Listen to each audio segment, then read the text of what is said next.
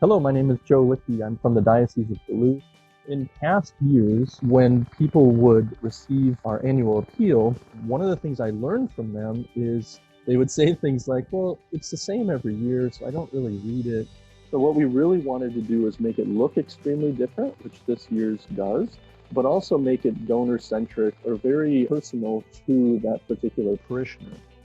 One of the things that's extremely unique to this campaign is we had 68 different letters that are all variable. So people really perceived that this letter was going directly to them. When we talk about variable data or variable appeals, I think most people think about like Dear Joe and Shelley or Dear Bob, but also every picture was variable to the particular parish for those who were receiving it. Their church was the first thing that they would have seen when they opened up the brochure. Also a letter from their pastor that was completely unique, as well as a parishioner quote, someone that they would recognize in their community. So this is really, really personal.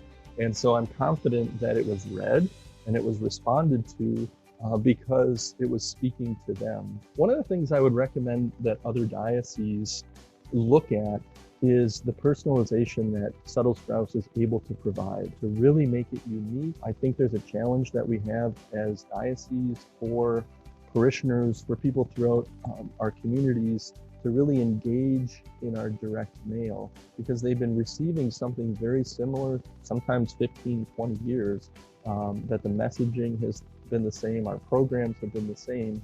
So to really dive into the personalization that can be offered, Suttle-Straus is extremely flexible. Here we are in the midst of COVID-19 and we're working on the annual appeal. We actually had it pretty much produced and then we realized, wow, how are we going to handle this in this situation?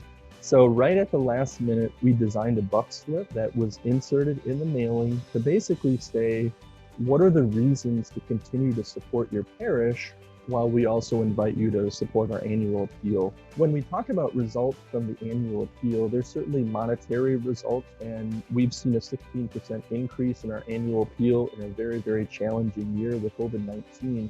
I think it's really important to press ahead, to continue to do what we do as nonprofits. The missions that we provide are life-changing.